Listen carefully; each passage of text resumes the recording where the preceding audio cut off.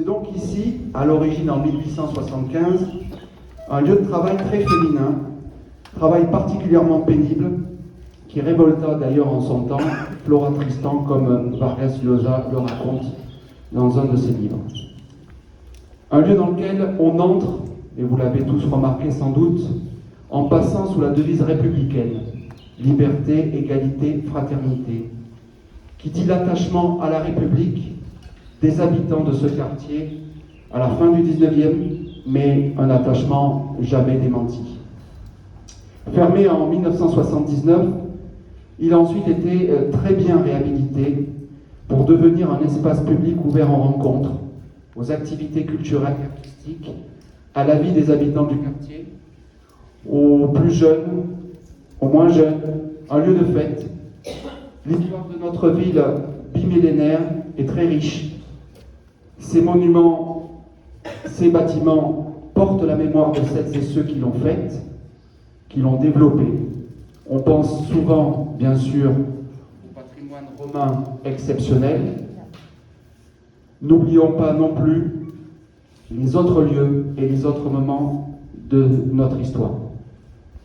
Nous sommes aussi au cœur de ce quartier populaire de Gambetta, dont on connaît à la fois les fragilités et le dynamisme, l'histoire plurielle et la mixité, la force des liens de solidarité et les propositions culturelles, la vitalité associative et les innovations sociales, ainsi que la proximité de l'université. D'autres lieux auraient été possibles pour vous accueillir, pour vous recevoir, mais je dois avouer que je suis très heureux d'être ici ce matin. Il y a 9 mois, dans un autre lieu populaire de la ville, j'ai invité un certain nombre de personnes pour leur proposer un chemin en vue des élections municipales de mars 2026.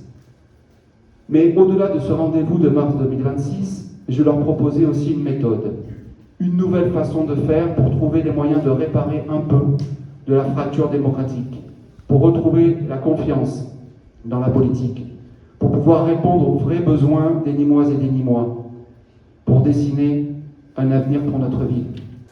Ces personnes sont là aujourd'hui. Je ne vais pas toutes les citer, évidemment, mais je pense à la famille communiste avec Denis, à la famille socialiste avec Pierre et tous les amis,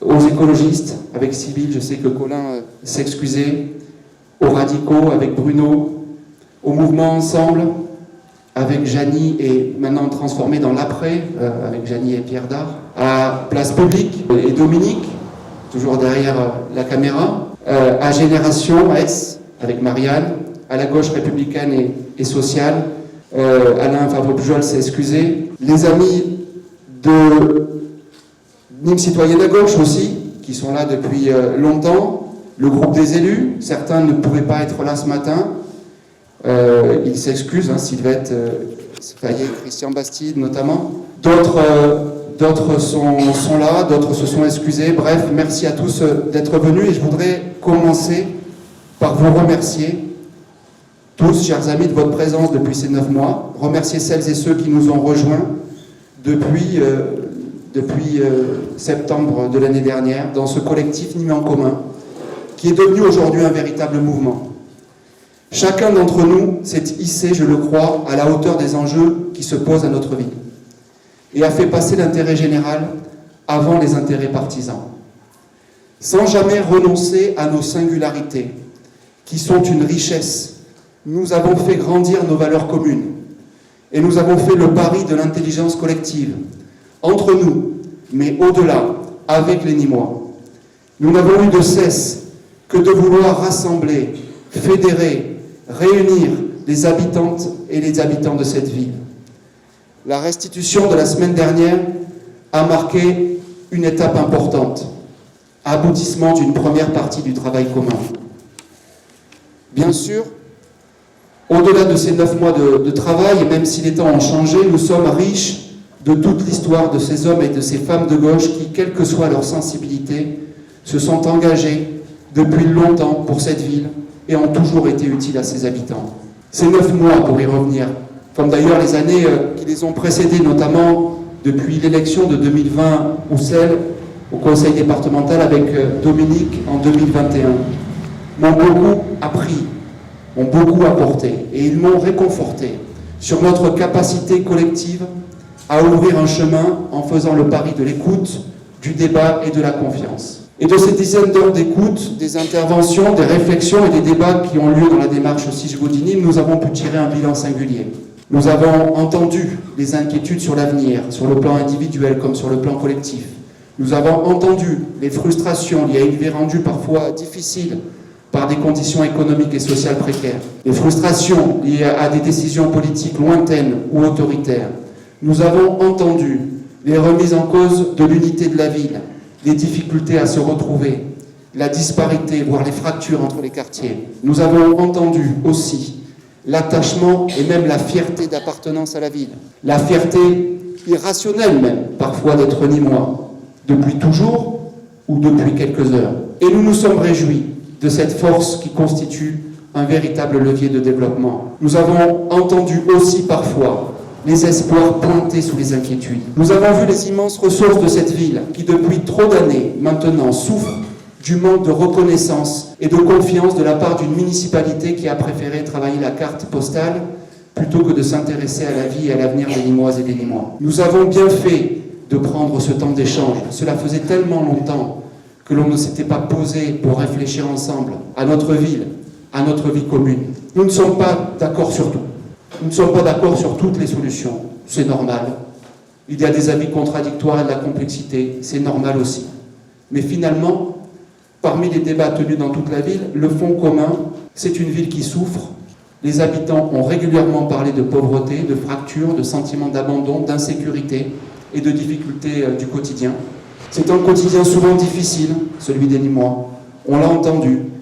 Et c'est ce qui guide notre détermination. Nous avons pu mesurer aussi à quel point les priorités étaient proches d'un quartier à un autre. La préoccupation du cadre de vie, et on le voit aujourd'hui avec la question de la chaleur notamment. L'action pour la réussite pour tous, l'attention à la jeunesse, le développement économique, la place de la culture et du sport. Le renforcement de la solidarité et du lien social comme troisième priorité, et puis la volonté qui existe de refonder un espace démocratique en mettant en avant le respect, l'écoute, la transparence et l'équité. Nous sommes à la croisée des chemins après 25 ans de règne de la droite, avec des retards pris dans un certain nombre de domaines et des défis importants à relever. Devant nous, plusieurs scénarios sont possibles. Un avenir est à écrire collectivement. Voulons-nous le scénario d'une ville fracturée, à deux vitesses, une ville vivant du centre patrimonial d'un côté et une ville des quartiers populaires de l'autre? Voulons-nous le scénario d'une ville musée qui travaille la mise en valeur du patrimoine, un seul patrimoine en réalité, en perdant le lien avec ses habitants? Le scénario d'une ville effacée, d'une ville sans projet, reléguée à l'échelle régionale, regardant avec envie ses voisines se développer? Ou alors préférons-nous le scénario d'une ville résiliente, qui fait de l'adaptation au changement climatique un défi collectif et un levier de développement, une ville verte et solidaire, attentive à sa jeunesse, et le scénario d'une ville coopérative qui fait confiance aux énergies et aux initiatives locales. Au-delà des mesures programmatiques qui viendront en leur temps, on mesure l'impatience vis-à-vis de ça régulièrement, c'est bien une visée politique que nous devons partager. Parce que sans perspective, sans projet politique conscient et partagé, et non pas une vision individuelle et imposée, sans ce projet conscient et partagé, nous ne pourrons résoudre les difficultés quotidiennes de gestion. Nous en resterons aux vieilles recettes, inefficaces, ou alors nous serons comme des bouchons au fil de l'eau, disant et faisant une chose un jour et promettant l'inverse le jour suivant en fonction des circonstances. Car au final, quand on ne sait pas où l'on va collectivement, soit c'est le règne du chacun pour soi, de la concurrence qui favorise toujours le plus fort et entraîne des inégalités, soit c'est la guerre du tous contre tous, dans laquelle on cherche des boucs émissaires, on stigmatise, sans jamais régler aucun problème. Nous savons d'ailleurs des réponses que pourrait apporter aujourd'hui l'extrême droite. Nous savons qu'elles sont contraires à l'histoire de tolérance, de partage et d'ouverture de notre ville. Ces solutions ne feraient que la fracturer et l'abîmer davantage. Vous connaissez les origines de mon engagement. Je ne peux me résoudre à un tel scénario. Il nous faut donc décider un avenir commun, celui d'une ville coopérative, résiliente, innovante, celui d'une ville fière de sa longue histoire et ouverte sur le monde. Ma volonté réaffirmée aujourd'hui de contribuer sans relâche avec humilité et détermination à fédérer les forces disponibles pour dessiner cet avenir commun et à œuvrer concrètement au changement, en renouant avec une pratique politique respectueuse de tous et de chacun. Je sais, nous savons tous les difficultés qui sont devant nous. La première étant le sentiment de résignation.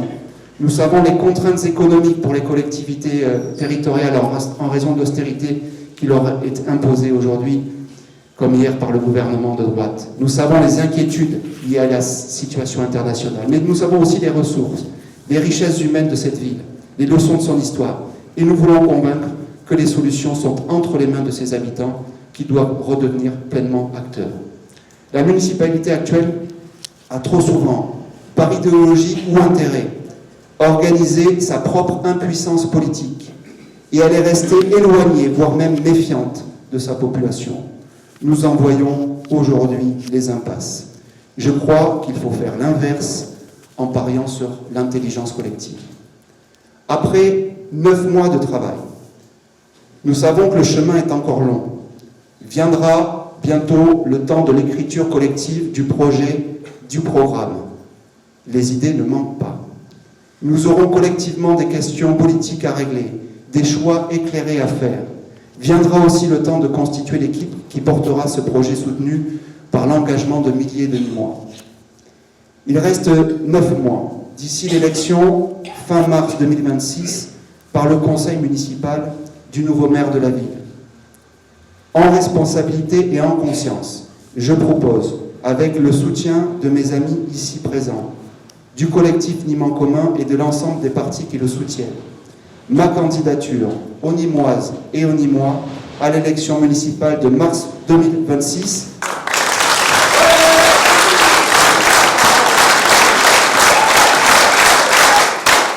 Vous êtes très beaux, ce sourire, c'est un plaisir à voir. Et je vous invite et j'invite l'ensemble des Nîmois à s'engager avec nous pour écrire ensemble une nouvelle page de l'histoire de notre ville.